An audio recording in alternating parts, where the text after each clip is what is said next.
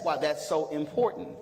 And I'm saying all of that because every single person here, be very mindful of what you share and who you share and what you're disseminating, because you don't understand how that is being received.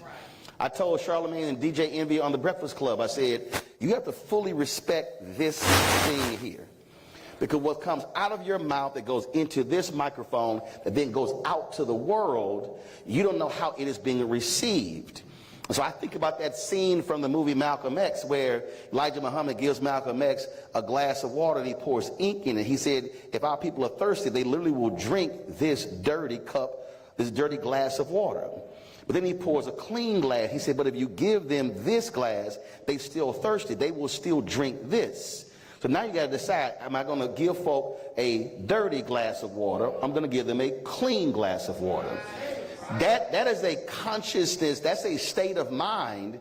And so every person here, whether you are 10, 12, 15, or whether you are up to 60, 70, 80, or even older, be very mindful of the messages that you're sending out, because you don't know how it is actually being received. I had a sister in Birmingham come up to me and she said, I'm homeschooled, and my mama made, she said, you were my history teacher. I was like, what you talking about? She said, well, my mama made me watch your show. She says, I learned history and political science from watching your show. Now imagine if I spent my time focused on reality shows, gossip, and entertainment and sports. Then what is she getting out of that? And so that's why we must be mindful of this and understand how vital this is. And so too often we overlook the power of media, and we don't even realize that when we are consuming what they keep sending to us, we're reinforcing more of that to come down the pipeline. So that's why we say, well, why do we keep seeing all these type of shows? There's a reason. Because wherever our eyeballs go, then that's where the advertising dollars go. And so we as black folks, we are America's tastemakers. We are America's trendsetters. I notice as some folks look at me right now like, okay, I understand this, but understand when you talk about culture, when you talk about music, when you talk about dancing, when you talk about, we literally drive daytime television. Upwards of 40% of all daytime television viewers are African Americans. Do realize that we watch TV more than any other group in America. The numbers are so high, they actually exceed a full-time job. We watch more than 40 hours of television a week. So now you must start saying, well, if we consume that much, then what are we consuming? Which is why when we talk about news and politics and voting, it always amazes me, folk, when stuff happens, people go, man, I didn't know that. And I then go, well, what have you been watching? What have you been listening to? And then when something then blows up, we then go, man, why we didn't know that? Because you were watching that and not watching this. I love it when somebody goes on my Instagram page and they go, I wish you would talk about this. And I would go, 2 weeks ago. Well, I ain't see you bring this up last night. Because, see, they're looking for the post on the Instagram page when I'm like, no, I had a 45-minute conversation last night. That's why so many of us are operating in this weird fog. I was talking to a group of millennial and Gen Z folks, and they were complaining about, man, all these old folks running and I'm sick, Biden too old, and Trump too old, and I wish all these old folks would just go sit down. And I then said, let me ask y'all a question. I said, who's the largest group of people right now in America? They were like, millennials and Gen Z. I said, right. I said, who votes the highest? They looked at me like I was crazy. I said, people 65 and older. They were like, what? I was like, yeah. As a matter of fact, it was a few years ago, Congressman Jesse Jackson Jr., he was telling me the story. It was a group of folk who came to him, it was some young folk, and they said, man, if you don't do this, we're going to throw you out. He said, every single one of y'all can go to hell. They were like, what? He said, you see that building right there? It was a high rise. He said, in that building is a bunch of old people. He said, come election day, they're going to be in their walkers, in their chairs, and they going to turn out. He said, the day you vote like they do is the day I will listen to you. Now, I know some folk right now going, man, why he had to be so cold? Because what he was trying to get them to understand is, if you do not use your power, then no one will listen to you. Tweeting and posting ain't power. Voting is power. Now, voting by itself is not power. Voting is the end of one process and the beginning of another. 2008, when black folks voted in record numbers for the election of then Senator Barack Obama. I was on Monique's BET show. I did Wanda Sykes' show that was on Fox, and they were like, we did our part. I'm like, no, you didn't. I said, the election's not over. Now, what do you do now? They said, well, I don't understand. What do you mean? I said, well, you now got to show up to the city council meeting, the school board meeting, the county commissioners meeting, to the state capitol, to Congress. I said, because you got to push folk to now do what they promised they were going to do. And they said, I said, understand. I understand this because my parents were co-founders of a civic club. And I witnessed this when I was 8, 9, and 10 years old. I remember speaking before the city council when I was in the 10th grade. I remember challenging a city council member at our Catholic church bazaar. And I was hitting him with so many questions. He literally looked like, who little kid is this? Because I was wearing his ass out. Because they were having city budget cuts, and they were looking at closing down parks and pools and things along those lines, and that was a lifeline for us. And so I was literally challenging him on those very things. Now, mind you, if my daddy did not watch the news as much as he did, then I wouldn't be able to ask those questions. Which means that in order to be able to challenge an elected official, I got to be informed on what the very issues are, so that when they lie to me, I can then correct the lie like, no, that ain't true. See, we got a lot of folk who react. Young, middle-aged, old. Folk, you ask somebody like, man, Democrats ain't done nothing. Okay, define nothing. I'll ask somebody, they say, well, stuff got to change. Okay, what? Well, man, I don't know, just stuff. Okay, can you define stuff? When I come up to people and they start complaining, I ask them, I say, what are the 3 things you care about the most? I force them to have to answer that question. Because I don't listen to, I can't listen to all that. I can't listen to generalities. Somebody say, man, our community ain't nothing changed since the civil rights movement. I said, first of all, that's just stupid. No, it's just stupid. It's just dumb. Because we all know that's a lie. Now, can I say that the black home ownership rate is lower than it was when the 1968 Fair Housing Act was passed? We can talk about that. We can talk about black wealth. We can talk about all those different things. But what I'm not going to do is fall into this false conversation of ain't nothing changed. You have to force folks to say, no, but what do you want to see changed? And then when you ask that question, then you got to be smart enough to say, okay, let me explain to you that you are saying that Vice President Kamala Harris should change that, but that's the school board.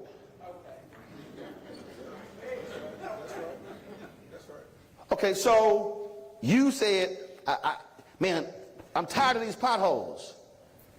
Are you living in the city, or is that county? Then they look at you like, great. I mean, what you mean? Then I go, okay, who is your council member? They can't name it.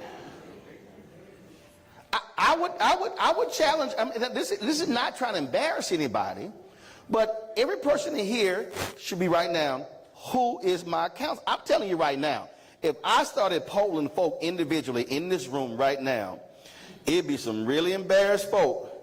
They'd be like, can you turn the camera off?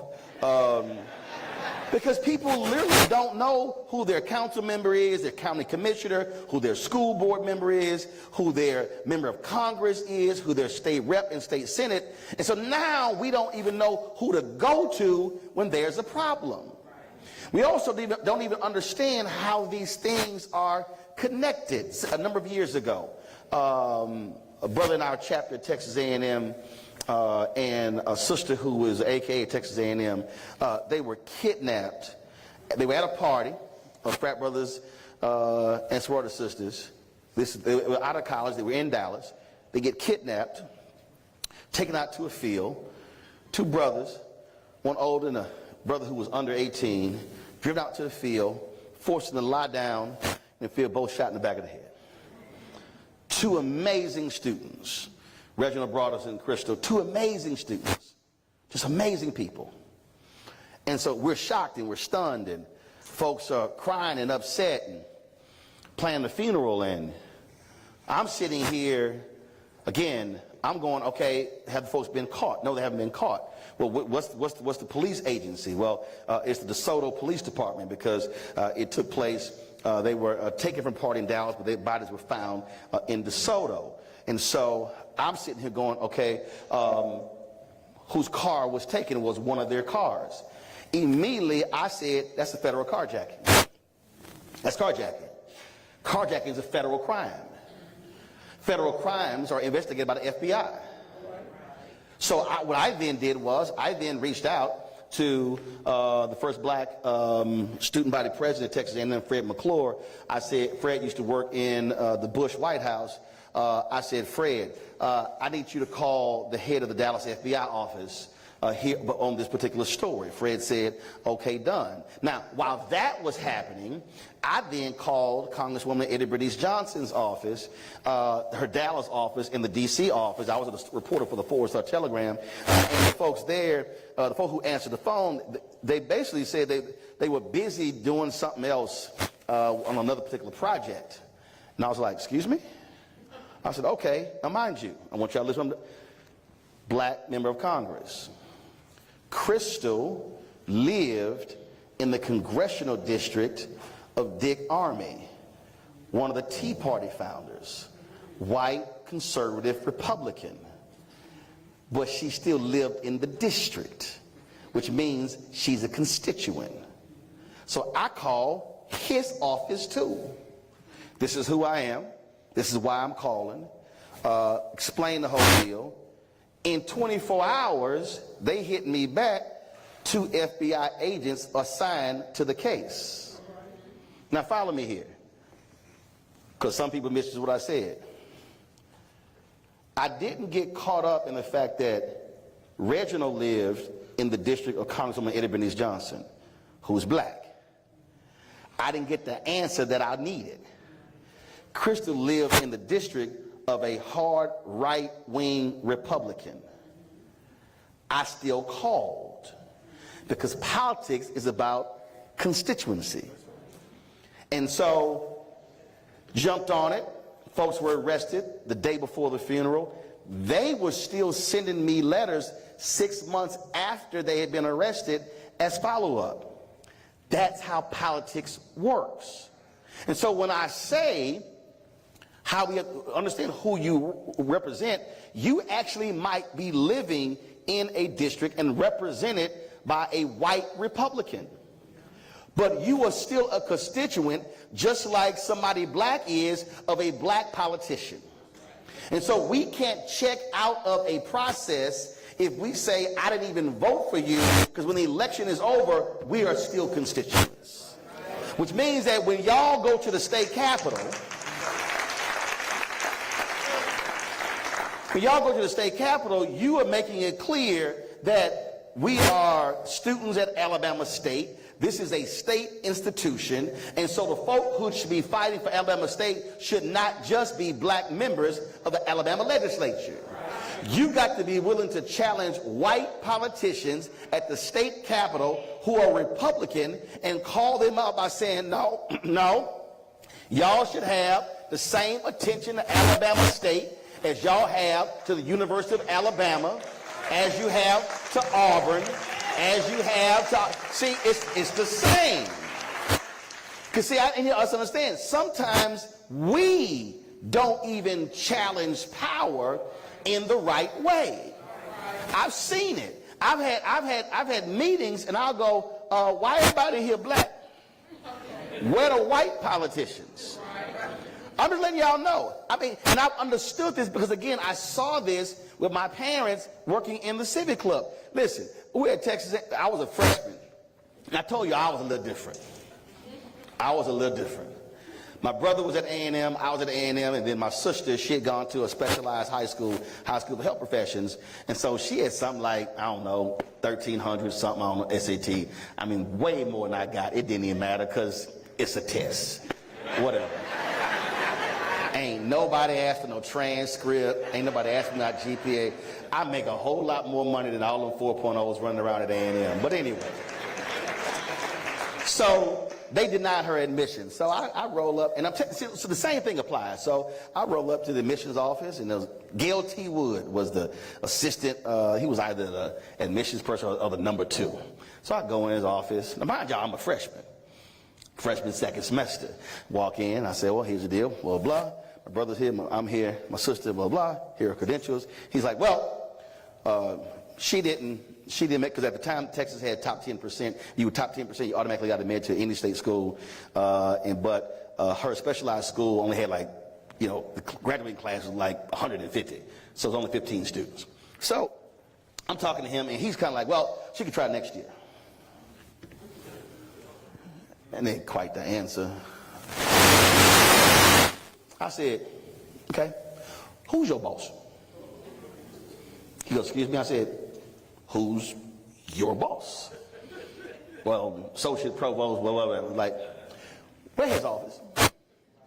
Well, his office in the Coke building. I said, thank you very much. I got and left. So I go to the Coke building. Go to the Coke building, walk in. Hey, I'm looking to speak to so-and-so. Again, I don't know what the hell title was. Associate something, something, something. I got a goal in mind. Secretary comes out, sits down, she takes some notes. I lay it all out to her. So then we're done. Then I get up and I call my mom. I say, with my parents, I say, hey, I need y'all to immediately send a letter to State Representative Al Luna, State Senator Mario Gallegos. I said, y'all been working on all these damn campaigns for them. I said, it's time for them to deliver. I said, my mom was like, what? I said, Mom, listen, there are 31 state senators in Texas. I said, he's one of 31. Texas A&M needs his vote when it comes to funding. I need him to send a letter to the president of the university saying, admit my constituent. I said, same thing with Al Luna. I said, I need this letter done in the next 2 hours. I need it done today. My parents were like, okay. Next morning, about 9:30 in the morning, I get a phone call. Hi, Mr. Martin, this is so-and-so from the Associate Provost's office. Your sister's been admitted. I was like, appreciate that. I went back to sleep. Now understand, that's politics. State school, state senator, state rep.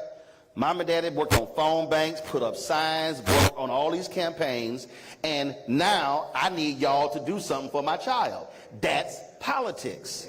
I'm laying all of that out because if we want to understand black voting power, black voting means black power.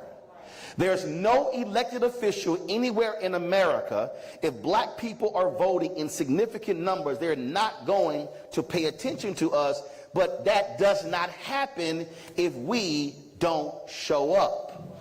It doesn't happen if you are a certain age and you're not showing up. I'm telling you, anybody in this room who is 18 to 35, there is no politician that is going to listen to your demo if your demo is voting at 25-30% of their capacity. But if some old folk walk in there and they are voting at 65, 70, 75, 80% of their numbers, I'm telling you, they're going to listen to them a lot faster. That is simply politics. What we have today is we have too many folk who are checking out of this process because they voted one time and said nothing changed. That to me is absolutely crazy. You can't even be on this campus and understand the history of this state and understand you can't even sit in this building named after one of the very folk who was out there fighting for those things. You can't even sit here. And when you talk about Joanne Robinson and the Women's Political Council, first of all, every single student, first of all, this book should be a bestseller every single year. If you don't know what this book is, raise your hand, because see, if you know book, you know. If you know what this book is, raise your hand. 1, 2, 3. Keep your hand raised. Keep your hand raised. 1, 2, 3. Trust me, if you can't figure it out by now, you ain't got this book. If you can't even spot this book holding up from this distance, you ain't never seen this book. 6 of y'all hands went up. This book is called The Montgomery Bus Boycott and the Women Who Started It. The memoir of Joanne Gibson Robinson. Some of y'all going, yeah, you ain't got this book. Stop it. Stop it. Stop it. Now, every person should have a copy of this book because this sister was a professor at this school. The leaflets they passed out were mimeographed where? Right here. Say it again. Council? No. Folk know the story, but don't know her story. Don't know how it happened. Don't know. See, if folk, don't say folk we know, because see, I done read the book. I give a quiz. Because see, the Brown versus Board of Education decision was what? 19 what? 54? A few days after the decision, she wrote a letter to the bus company saying, y'all need to integrate. See, most folk only think about what happened in 1955. I'm saying all of that because Montgomery bus boycott don't happen without the Women's Political Council, without a group of people who were organized and mobilized. That's how it actually happened. If you actually read the story in terms of how they did it and how they sat here and mimeographed some 50,000+ copies, and then how they called different people and how it was disseminated, nobody white in the whole city knew. That don't happen unless they're mobilized, organized, and they have influence. And so that's why I'm saying why you have to know the story, because too many of us are consumed with the end result. We talk about the Montgomery bus boycott, 382 days, but it was actually a one-day boycott. It wasn't supposed to be 382 days. We don't want to talk about the strategy behind it. Why am I unpacking it this way? Because you cannot revel in the march, in the protest, and not talk about how it was conceived, how it was created, how it was built, how it was organized. The same thing when it comes to voting. We have to be thinking totally different, because the decisions that we're making today with voting have implications that last 30, 40, 50, 60, 70, 100 years. We're right now on the precipice of a presidential election. And there are people who are mad. Now, people, I've had folks sit mad and talking about, look, I ain't voting 2016. I said, so if you didn't vote in 2016, but you're mad about Supreme Court decisions, then you should be cussing yourself out. I said, because had Hillary won in 2016 and not Trump, you would have 3 different types of Supreme Court justices on the Supreme Court. If again, I'm gonna go back to 2008, black people voted in massive numbers for Obama, but many folk didn't come back in 2010. What happened in 2010? State legislation flipped. put in place. Shelby v. Holder lawsuit, Shelby, what state? Alabama. That completely showed the impact of voter suppression today traces back to Shelby v. Holder, which traces back to how we voted in 2010 and not showing up. Black folks voted in record numbers in North Carolina. Obama wins North Carolina by 14,100 votes. Republicans come back and change the law in 2010. They said, no, we can't have that. That's how Moral Mondays came about with Reverend William Barber. So what I'm unpacking here is that we have to understand taking off any election is nonsensical because every decision is being impacted. If you skip a school board election, then they have a new board and they have a bond election. That bond election is about building new schools, building infrastructure. And so if you want certain things in your neighborhood, but it's not in the bond election, then they don't come to your neighborhood. See, some of y'all don't understand what I'm talking about. The school board election directly applies to the bond election.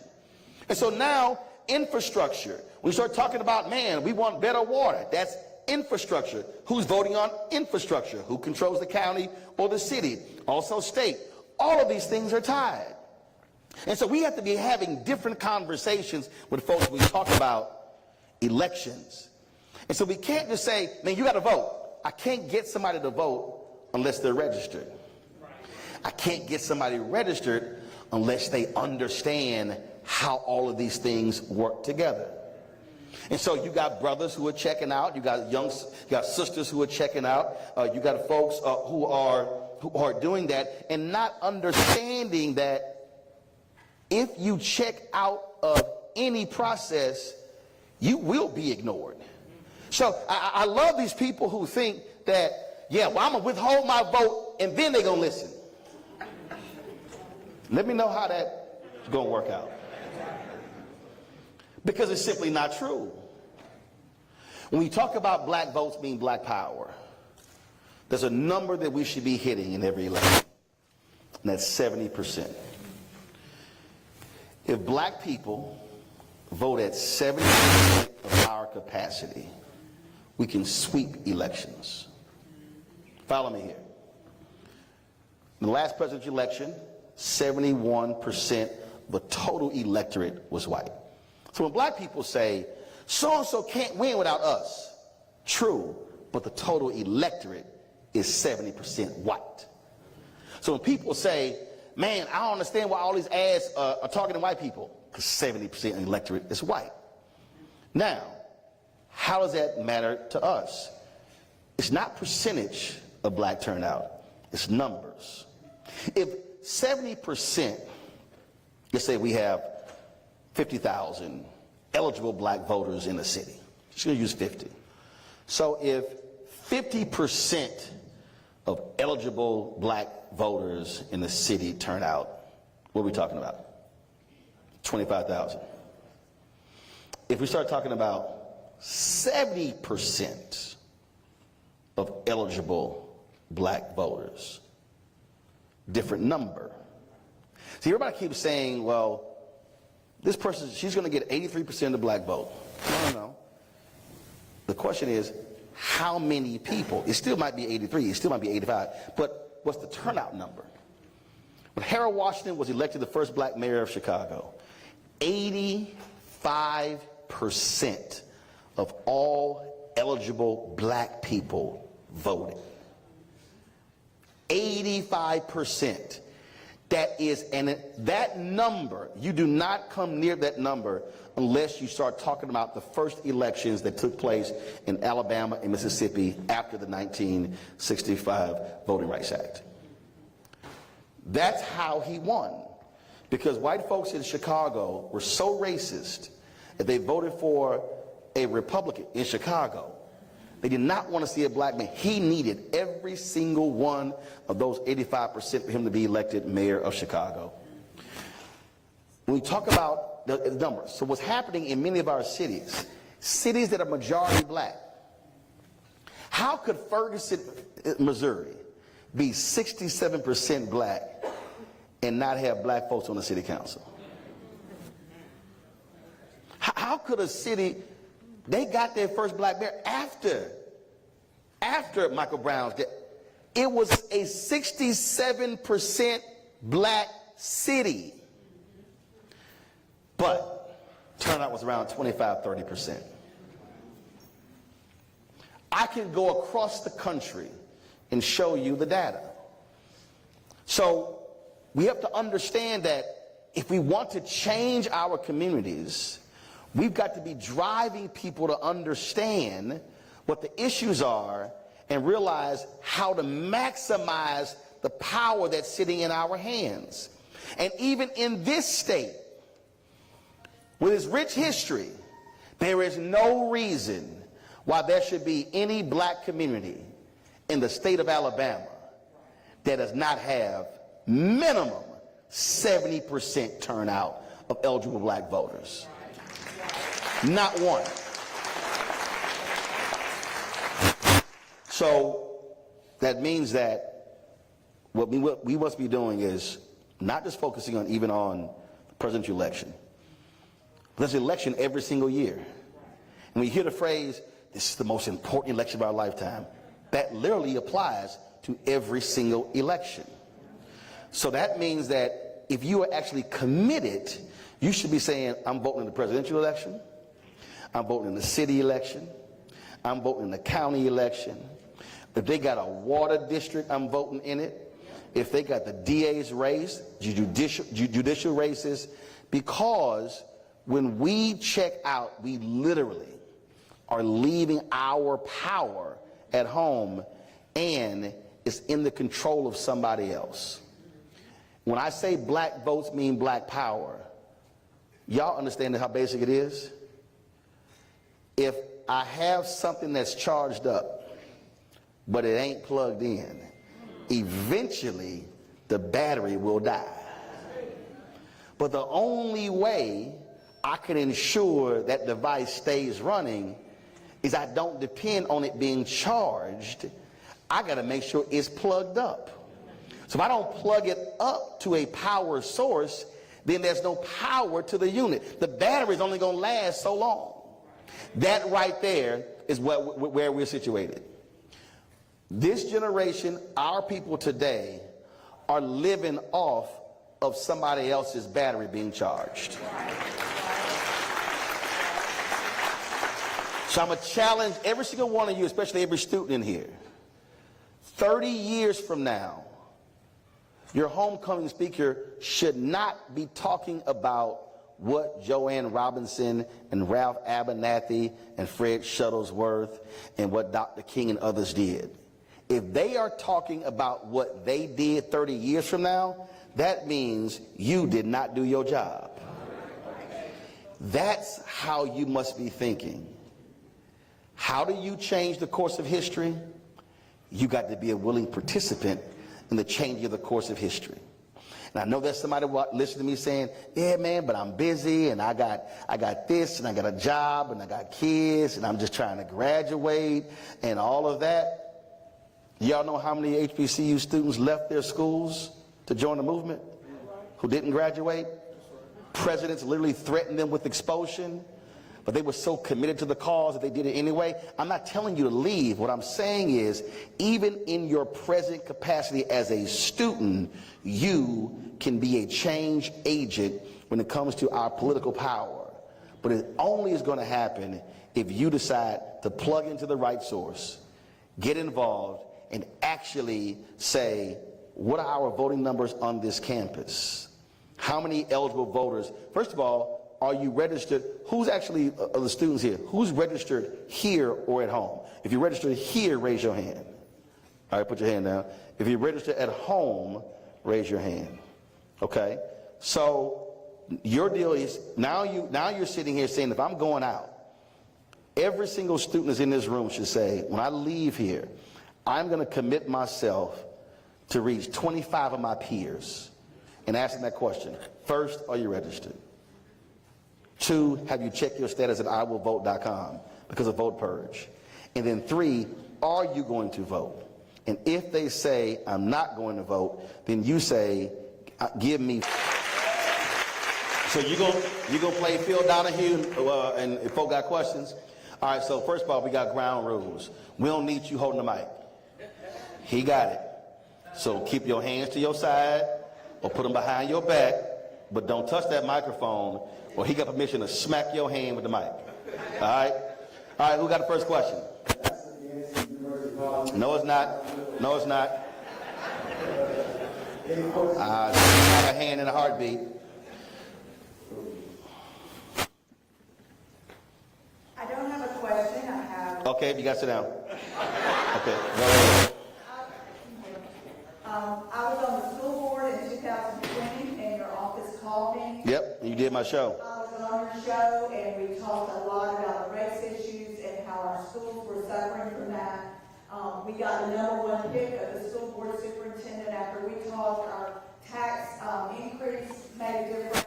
Our superintendent, the current board, unfortunately, got rid of him last Monday. And we are working hard to replace those board members now. I cannot serve anymore because I am a president. And I'm going to tell you what, voting does make a difference. Yep. We've got to get rid of people, black and white, that continue to serve on our school board that are bringing us down and I appreciate it. So let me, so again, when I tell y'all why these things matter, what you saw happen all across the country, and I'm actually looking at my frat, Philip Lewis, he tweeted this here.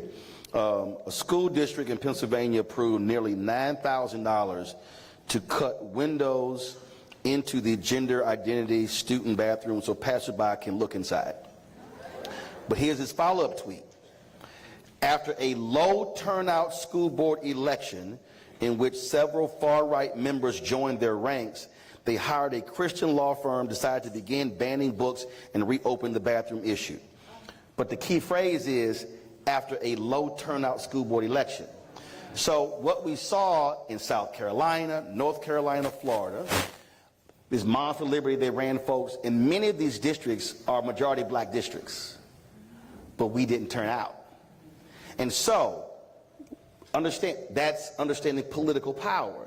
They saw, oh, wait a minute, we could take control. Remember, you got how many members on the school board? 7. You got 7 members of the school board. All you need is 4 for the majority. You get 4 to 7, you can fire the superintendent. So again, that's how we have to be thinking and understanding power. When you don't turn out, and not only when you don't turn out, if you turn out in your, you got single member districts?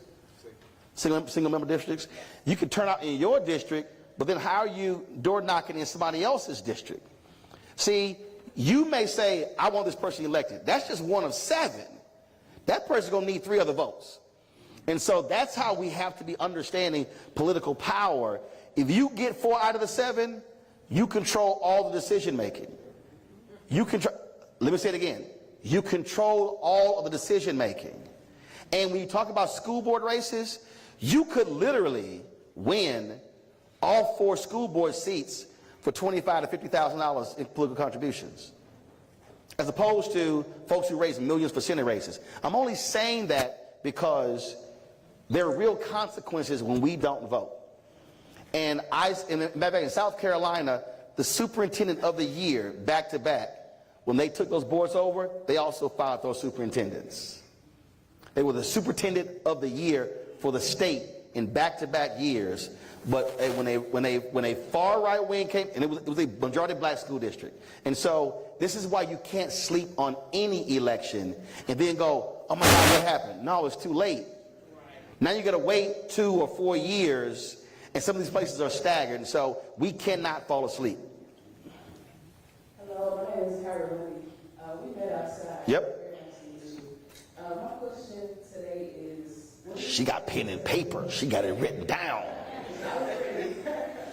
What do you say to Gen Z and other people who believe that their vote doesn't matter? That's a lie.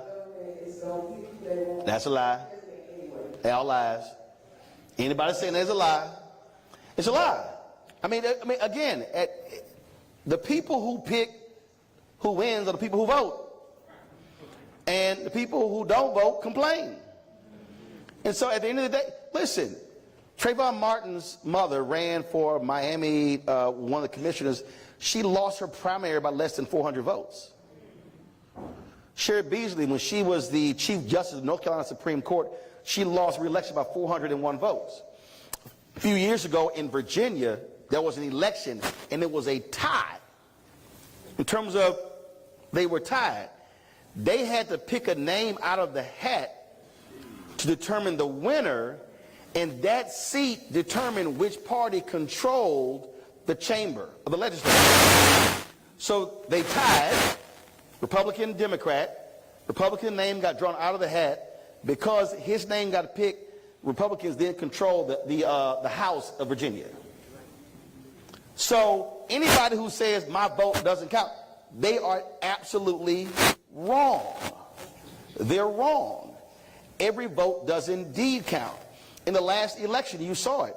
If you look at the numbers in Georgia, Arizona, Nevada, the margins, you're talking, it was 10, 12,000. Here's a perfect example. Milwaukee, 2022. Mandela Barnes, lieutenant governor of Wisconsin, running for United States Senate against, he's Democrat, against MAGA Senator Ron Johnson, who's a part of the insurrection. 50,000 fewer people in Milwaukee voted in 2022 compared to 2020. Mandela Barnes loses by 26,000 votes. If the 50,000 people in Milwaukee vote in 2022, the vote in 2020, he's the United States Senator. And he would be one of 4 black United States Senators. That's understand. So when anybody says my vote doesn't count, okay, you're right. When you sit at home, it doesn't count. When you don't use it, it doesn't count. And so we have to walk people through those things to get them to understand that elections have been decided by literally 1, 2, 3, 10, 15 votes. That's how real this is. Question.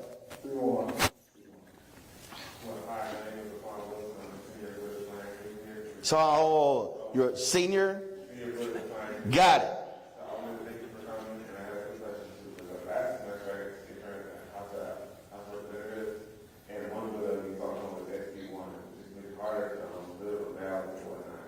You said SB1? Yeah. SB1 was passed? And what did it, what's the law? So the law basically says that you can't give someone cash for whatnot. So you can't give someone cash. Yeah, I can't come and say to you, hey, I need $30 for gas.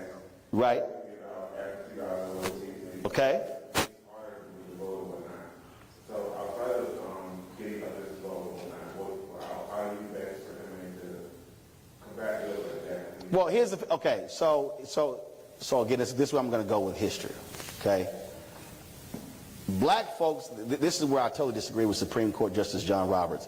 In the Shelby v. Holder decision, he touted the black turnout numbers as, oh, well, this is why we can get rid of it now because it's not needed.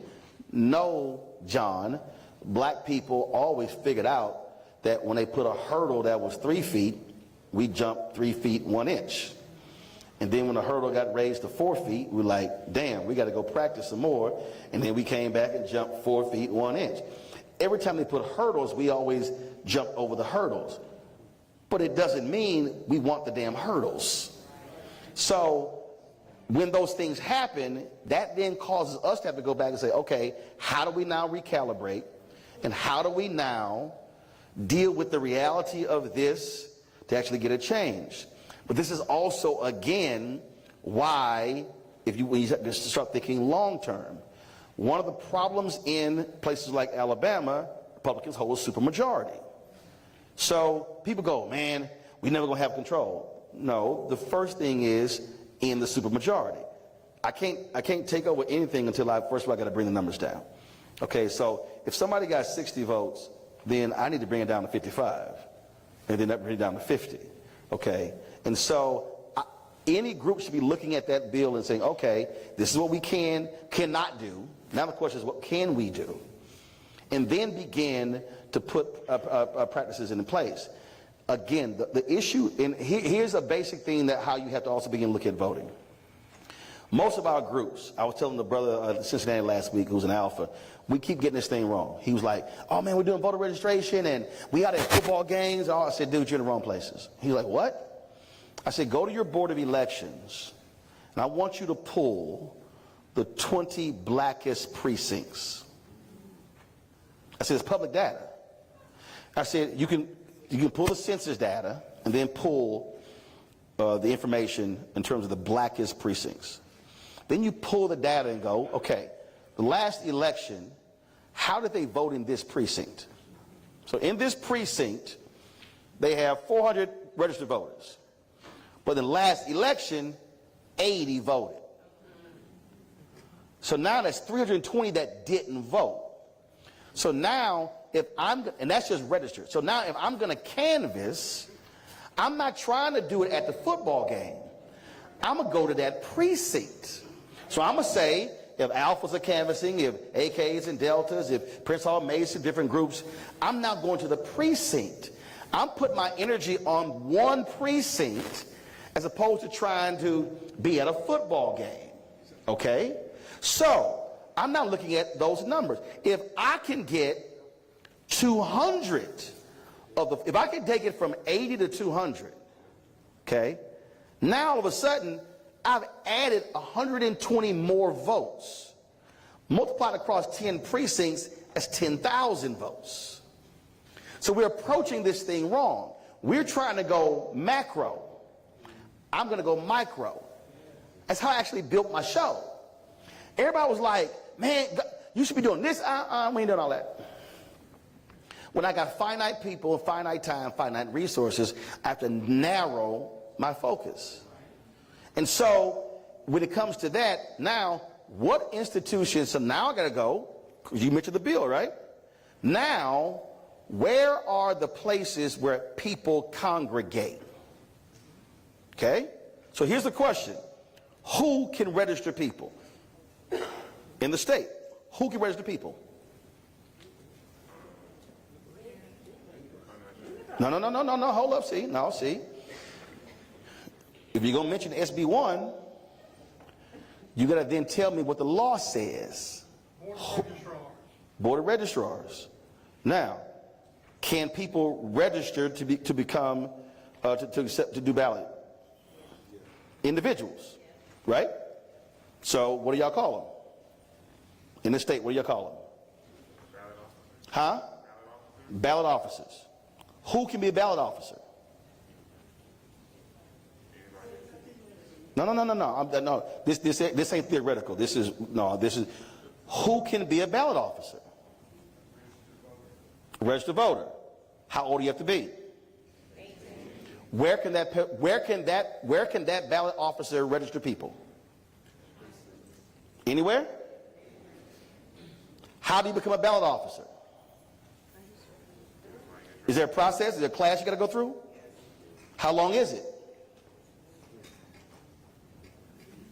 No. I want you to understand where I'm trying to go here. So, if this middle section of people are mobilized to become ballot officers, the problem you just said is no longer a problem. So now all of a sudden, I got to go out and recruit 100 ballot officers. How do I do that? Look at what Reverend James Meeks did in Chicago. They had the largest one-day class of ballot of registrants in Illinois history. After church.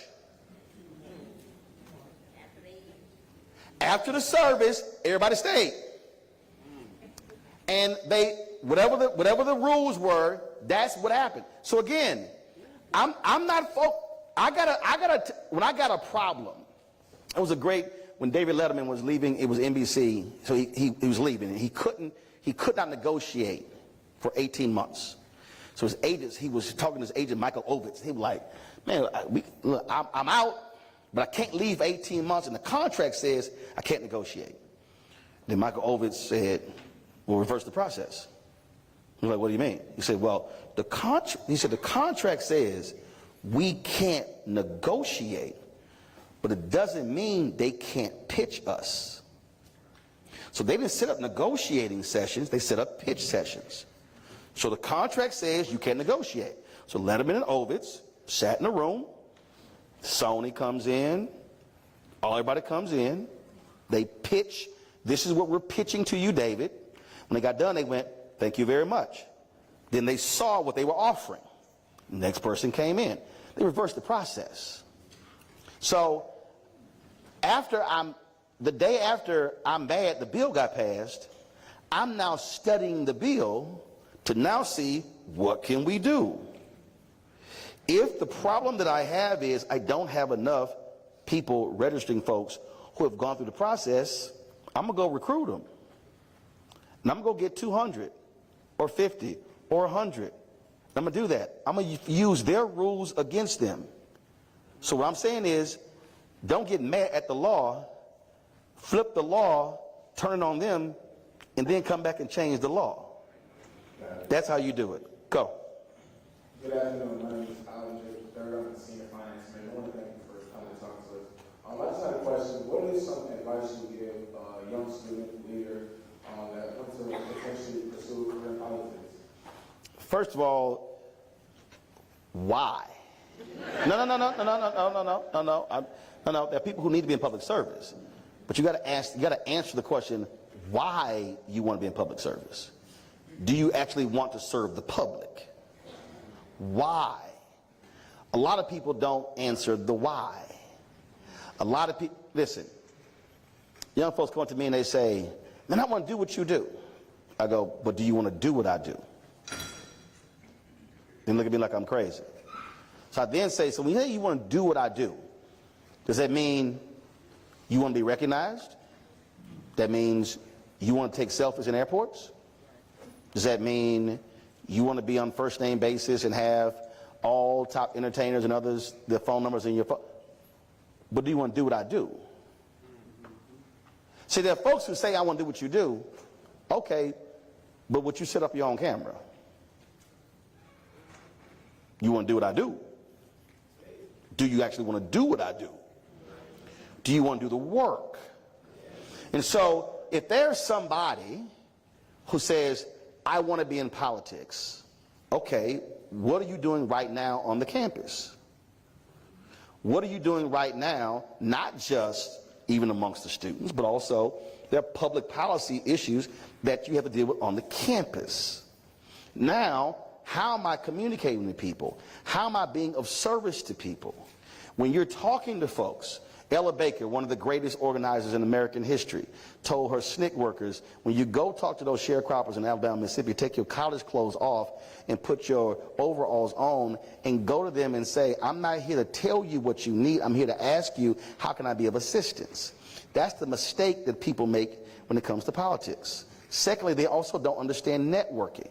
If you're a student right here at Alabama State and you're not building relationships with your fellow students, but you want to go into politics, you're going to fail.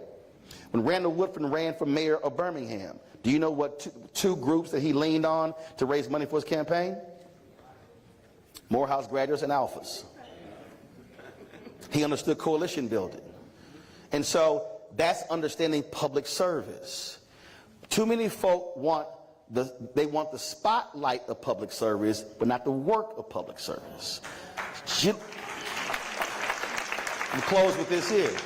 Sheila Jackson Lee, Congresswoman of Houston, she just died. Doc, she worked the district.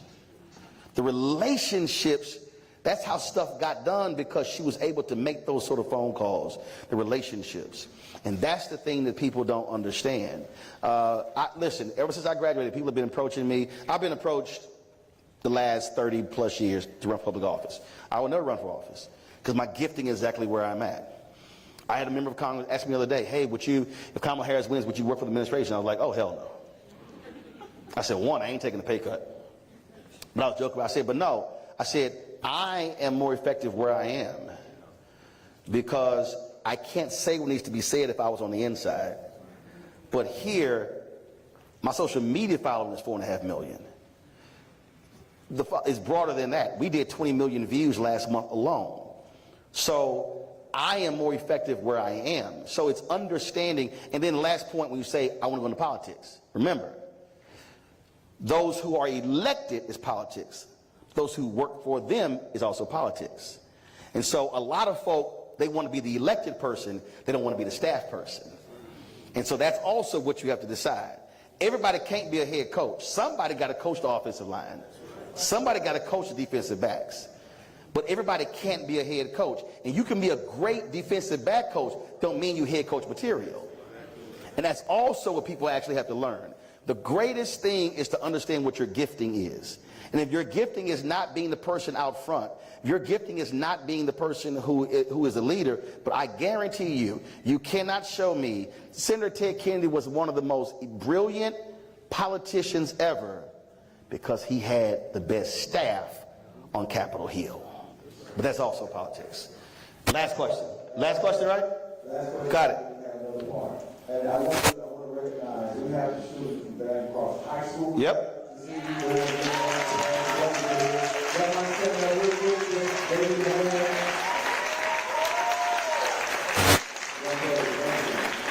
How many of y'all 18? How many 18? You registered? And by turning 18 before election day, you can get registered too. I just checked. Thank you. We have one question. Put your hand off the microphone. He got it. See, the first one gonna grab the mic. See, I told y'all. It's nervous. Just breathe. We got you. How you doing, sir? Great. I'm 17, and I was wondering, what is some advice that you would give to a young person that wanted to learn more about the voting process? The first thing, okay, when you say, okay, no, go back. When you say voting process, what do you mean? Like how it works in general. And what do you mean? So, Go ahead. It's all good. like actually going to the polls and getting registered, and what percentages of your vote matter and things like that. All right. Well, first thing is, first understanding laws in each state. Every state is different. So some states have early voting, some don't. Some states have same-day registration, some don't. So depending on your state, the first thing is, what is the registration deadline? That's first. Registration deadline in your state. There's a deadline for every election, and it actually changes depending upon the election. So for the November election, what's the deadline in Alabama? October 21st. So you've got 18 days to register. Now, if a person wants to vote after the 21st and they ain't registered, they SOL, because you don't have same-day registration, right? Okay, do you have early voting? You don't have early voting. Okay, so now you don't have early voting like some other states, so now everything is focused on same-day voting. Now, after this election, then it comes, what's the next election? Whether it's school board, whether it's city or whatever, same thing. What are the deadlines? When is the primary? When is the general election? So all that stuff goes into it. But the thing that also still stands out is how do you then get the information? So remember I said the election is the end of one process at the beginning. The greatest mistake that we make, and I guarantee you everybody in this room already has this. Raise your hand if you are part of a text group, WhatsApp group, Signal group, whatever, and y'all are talking about the election. Raise your hand. Okay? I guarantee you, when the election is over, most folks stop. So the mistake that we keep making is we put so much energy into organizing and mobilizing around the November election, then when it's over, we abandon the infrastructure. As opposed to when the election is over, now you still text, you still message, hey, here's what's coming up, here's what's happening. All right, this is when the new Congress gets sworn in. When does the legislature meet? February. Okay, so when is Alabama legislature meets in February?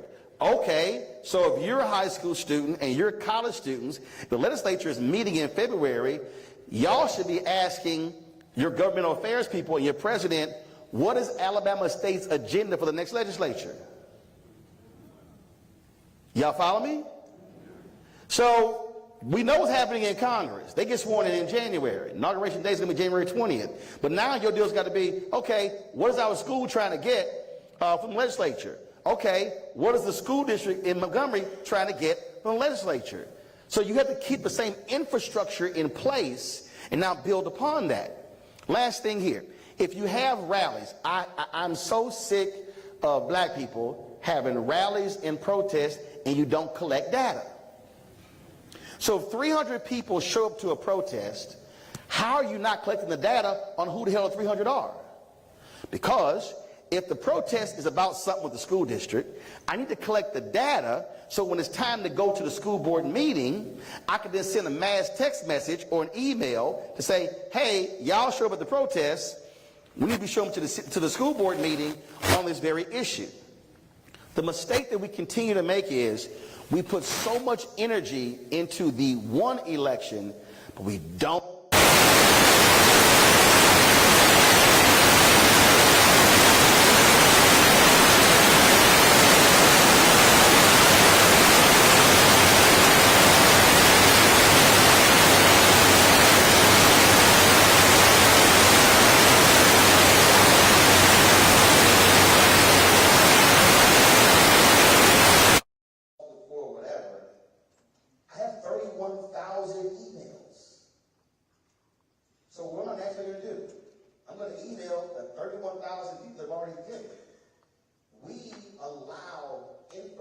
Infrastructure to be wasted.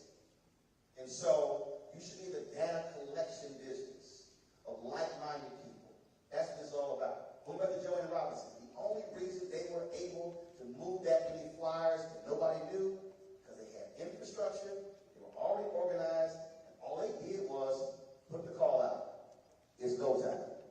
That's how we have to be thinking in everything that we do in order to be effective. And then you take that and go to every single election, the federal, the state, the school board, the county, the city, and it all stays in place. That's how you change stuff. All right, one more hand. Round of applause for Mr. Roland. At this time, we're going to welcome our Vice President of Institutional Advancement, Mr. Gregory Clark, and our ASU Foundation Vice Chairman, Mr. Jimmy Morris, to the stage for a special presentation.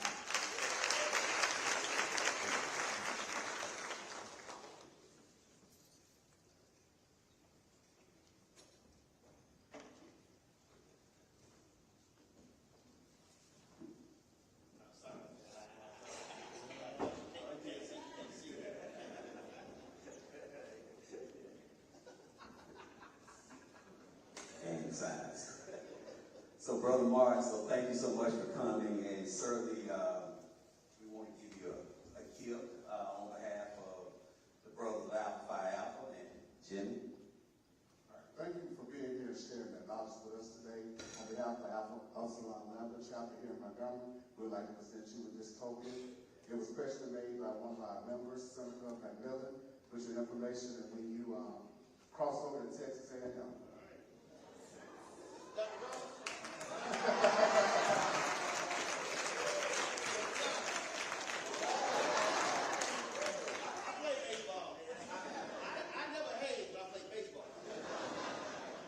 I appreciate it. So, and it's funny, the last time, if y'all see my show, there's this huge wooden carving.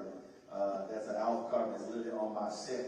Deontay gave it to me when I spoke in Birmingham for a school choice event. So yeah, I think I'm going to make sure this stays on the set.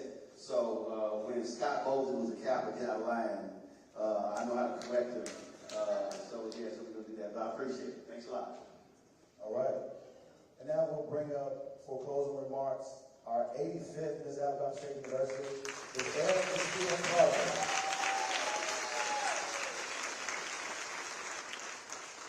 She got the iPad, she got all this stuff written out.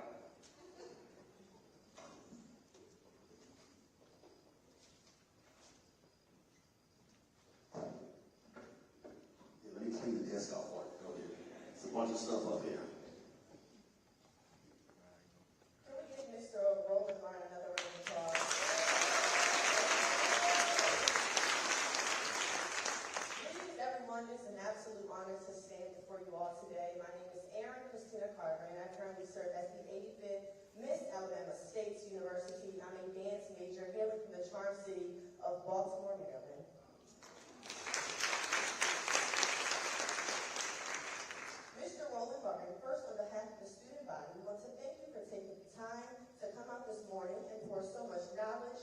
wisdom into us. Mr. Martin, today I'm walking away with 5 things because I know you emphasize how important my generation needs to be more engaged in today's world. Number 1, we have to control our own stories. As African Americans, we need to take the time to come together as one and write our own story and not let people assume. Number 2, when you understand your mission, then you will succeed. Number 3, the media controls the narrative. So it is our job to represent and show up and show out. So be intentional with everything that you do. Number 4, be very mindful of what you share, who you share, what you say, because you don't know how it's being received. And number 5, if you do not use your power, then no one will listen to you. Voting is power. Black voting means black power. Mr. Martin, we are better today because of you. Because here at Alabama State University, history is made. Thank you again for being here today. At this time, I would like to bring up our Vice President of Student Affairs, Dr. Roland, and our amazing 15th President, Dr. Quincy Ross Jr., to present you with your gifts and certificate.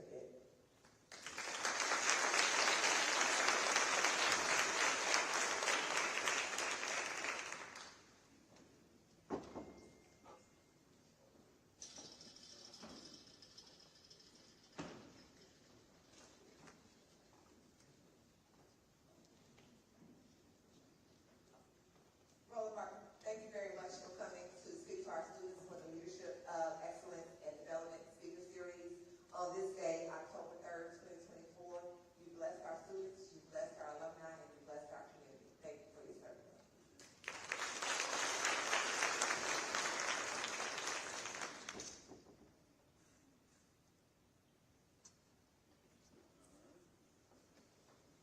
And that concludes today's program. Thank you.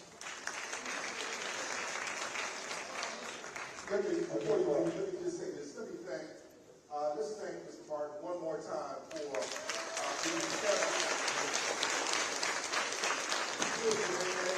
and before you leave, Mr. Martin, you asked this question. The young lady asked about a whole county. And I want you to just say a few words about this. Having been a student on this campus, being elected to the Alabama State Senate 4 times by this campus, that's the power of the vote of students and your voice. But more importantly, when you talk about your votes, I want you to comment on the fact that in this election, you all can determine who will take over the House of Representatives in Washington. Because we have a down-the-ballot race with the candidate, Shamari Figures, that's running, and it can be 1 vote in the House to determine who's in the majority with the King Jeffries up there. What do you think? So again, when you talk about control of the House, which party wins the most seats, then picks the Speaker of the House. So if Republicans control the House, then Speaker Mike Johnson retains his position. But if Democrats win more seats, if they win at least 218 seats across the country, then Hakeem Jeffries will be the first Black Speaker of the House in American history. And so that the Opportunity District here in Alabama, this district here and the one that was created in Louisiana, it could very well come down to those 2. So I had Shamari Figures. Now again, school can't endorse, Jeff can't endorse, I can. But I had Shamari Figures on my show. But again, understand that 1 seat could determine who then controls the House, which then determines who controls the committees, who the committee chairs, who controls the funding. All of that. So that 1 seat literally could mean who then controls any bills that come through the House. And any bill that has a monetary value has to start in the House first. And so do not sleep on that election. You could very well determine if Hakeem Jeffries is the first Black Speaker of the House in American history. Excellent. All right, thank you guys again. SGA remain and Royal Court remain. I know that there are several other people who want to have a photo opportunity in a moment, but please remain standing. And everyone else, please have a great day. Thank you for staying the entirety of the program.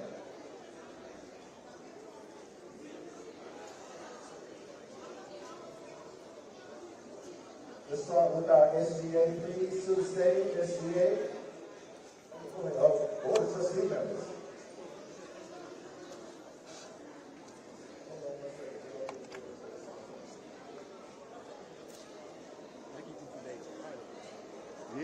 say, dang, I need to run on the channel. They something. But it's stuff overlapping each other. Yeah, it's just ridiculous. What's going on?